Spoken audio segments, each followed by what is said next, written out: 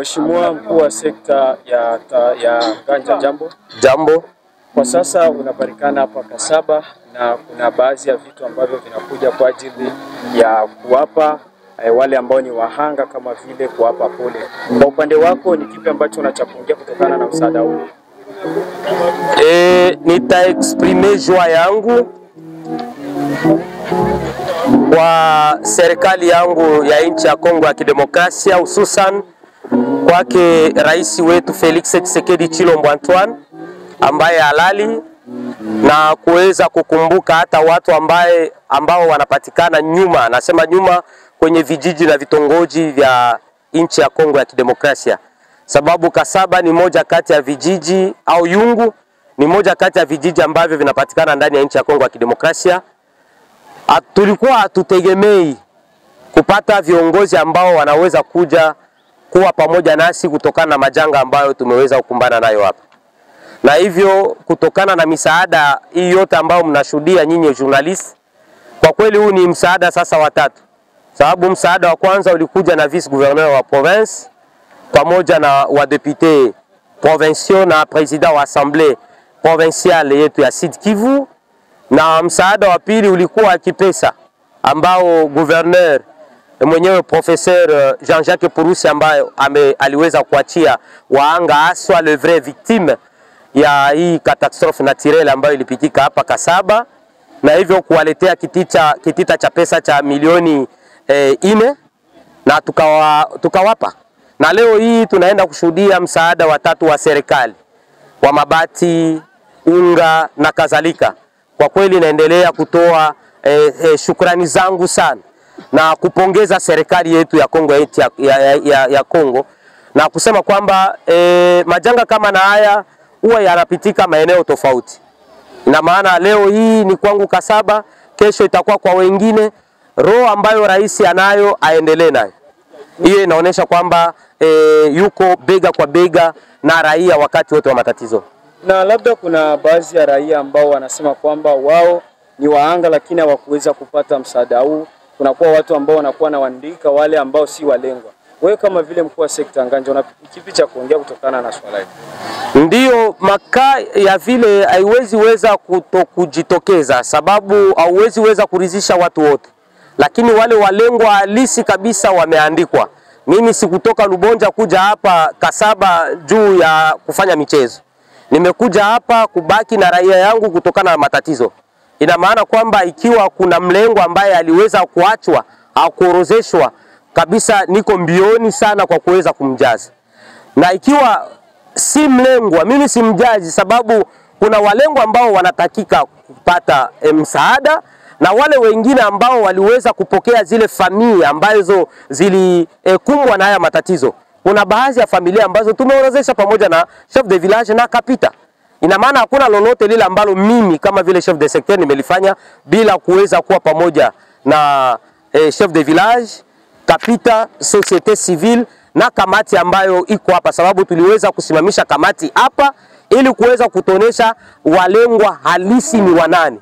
Na hiyo kazi tumeifanya, na labda hivyo vikaratasi wakati wakuu viongozi watakuja nitaweza kuwaremetre na mtaweza kushuhudia wenyewe ikiwa kama tumeandika watu ambao si wa Kasaba. Sababu na mimi pia journalist nimesikia hiyo habari ya kusema kwamba chef de secteur ameandika hata watu wa kutoka Lubonja. Najiuliza, Lubonja nimekuja mimi peke yangu. Ina maana jina ambao watasikia ni Akili Bernard kama vile chef de secteur. Na nawahakikishia kwamba chef de secteur wao bado mikono yake ni meupe kabisa. Na hakuna lile ambalo litapenyeza kwenda pembeni kama vile wizi. Nitahakikisha kwamba yule mlengo wa kwanza na wa mwisho amepokea huu msaada. Labda mheshimiwa, ni idadi gani ya nyumba ambazo umeziorozesha kupitia mafuriko haya? Tukiangalia vizuri idadi ya watu ambao waliweza kupoteza nyumba na kadhalika, Kasaba yote iko frappe. Lakini kuna watu ambao nyumba ambazo zilienda na familia, kwa saizi hatukuweza kuogota hata mwili mmoja. Mimi nilipokeza watu 68 lakini baada ya kupokeza hiyo 68 tuliweza kupata makaa zenye zilikuja kuweza kutuambia kwamba mmetusahau, na wakati chef de village na kapita waliweza kushuka kwenye terrain na kuangalia ukweli kweli, ilienda kuonekana kwamba tumeacha watu wengine, na hivyo idadi kabisa imefika kwa watu 75 ambao nyumba zao zilienda na wao ambao ni wanahitajika kabisa huo msaada. Pamoja na hayo, wakati watu waliweza hiyo ajali kuonekana, kuna watu ambao walisaidia kutosha ile miili kwenye majiwe, kwenye eneo Vikarakusi, na hizo famii au hizo jamaa pia hatuwezi kuziacha, sababu nazo pia zilifanya kazi. Kuna watu, si watu ambao walikufa tu, kuna wengine ambao vyombo vyao vilienda na maji, na wale nao pia ni wengine ni walengwa. Kuna wengine ambao pia nyumba zilibomoka, yeye alinusurika kifo, watoto walinusurika kifo, lakini yeye nyumba yake iliweza kubomoka, naye pia ni muanga, yeye naye pia ni cible kwa hii situation ambayo ilipita hapa Kasaba. Kwa hiyo idadi kamilifu ya wale ambao walipoteza vitu vyote na jamaa kuweza kufariki ilifika mu 75, lakini watu ambao ni walengwa, leo hii mimi niko najiuliza hivi vitu vitagawanywa namna gani, sababu walengwa ni zaidi ya 200, na mimi naambiliwa kwamba ni 200 ndio itakwenda kupokea hapa. Waanga ni wengi, ni zaidi ya 400 menaje ambazo zinatakika kupewa msaada hapa. Sasa leo hii najiuliza ni nani nimtoe kwenye orodha na ni nani aweze kupokea huo msaada. Kwa hiyo wana journalist, ninaweza penda mnisaidie kwa wakuu viongozi ambao watakuja, mwambie kwamba waanga ni wengi na hii chakula hapa haitawatosheleza. Hivyo haya manjanja sijui tuweze kuigawa namna gani, ili angalau kila mmoja aweze kupata hata 7 au 10.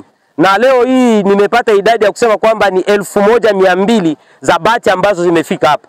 Kwa hiyo ni pamoja na hekima na raia yangu ya Kasaba iweze pamoja na makapita, pamoja na wa chef de groupement na wa chef de village, tutaketi chini, kama ni bati 2 au 3 basi tupane hayo na waweze kurizika.